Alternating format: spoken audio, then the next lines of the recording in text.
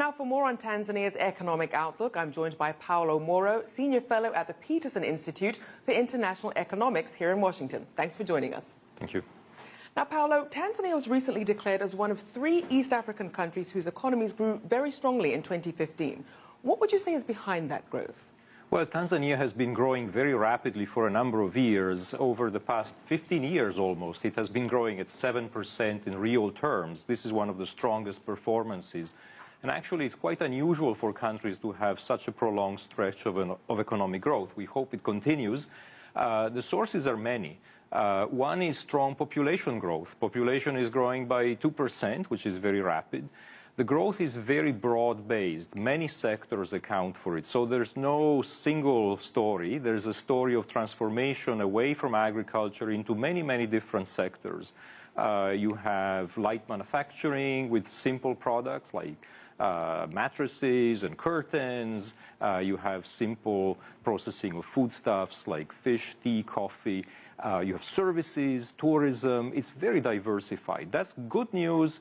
But it's also not good news in another respect, which is that for a country to really continue, at some point they have to find a winner, some sector that they can really run with and compete on an international scale.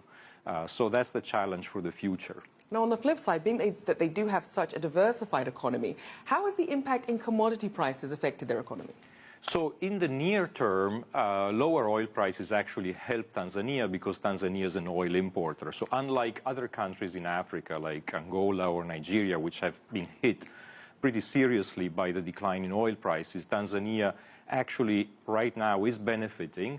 They certainly are benefiting in terms of lower spending, their fiscal deficit is improving, their current account deficit is improving. They have an electricity company whose situation is improved by lower oil prices. On the other hand, there have been very important finds of natural gas, both onshore and particularly offshore for Tanzania. And we don't know yet whether it will be possible to develop those fields and turn them ultimately into very large revenues for the country. Now, what happens to commodity prices is going to determine whether it's actually feasible and profitable to exploit those natural resources.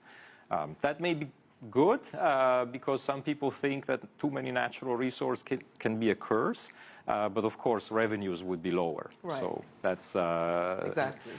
Now, one of the things that you also mentioned was the growth in population. And when it comes to Tanzania, by the year 2030, the urban population is actually going to outpace the rural population. What do you think that means then in terms of business opportunities there?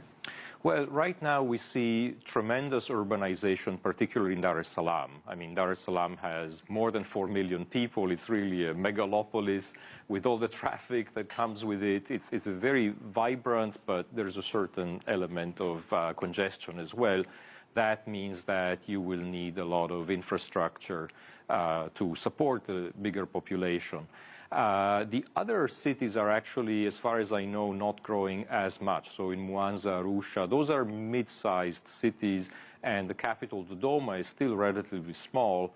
It's a little bit artificial, if you will, like many of these capitals that were set up, and we don't see a big influx in other cities than Dar es Salaam. Now, Paulo, I do want to make sure that we get to trade. China actually tops the list of trade partners with Tanzania, according to their embassy. And Japan and India are also among the top 5, along with Germany and the EU. How do you see cooperation between Tanzania and some of the Asian economies? How do you see that developing? Well, Tanzania has a very diversified trade structure as well. Traditionally, it has traded with Europe. It has long historical links to Asia. To some parts of the Arab world, and that has been going on for a long time.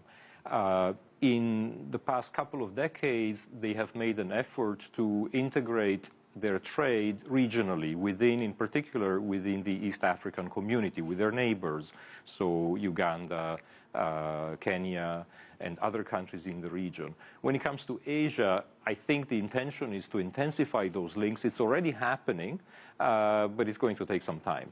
All right, well, we're going to have to leave it there. Paulo Moro from the Peterson Institute, thank you for joining us. Thank you.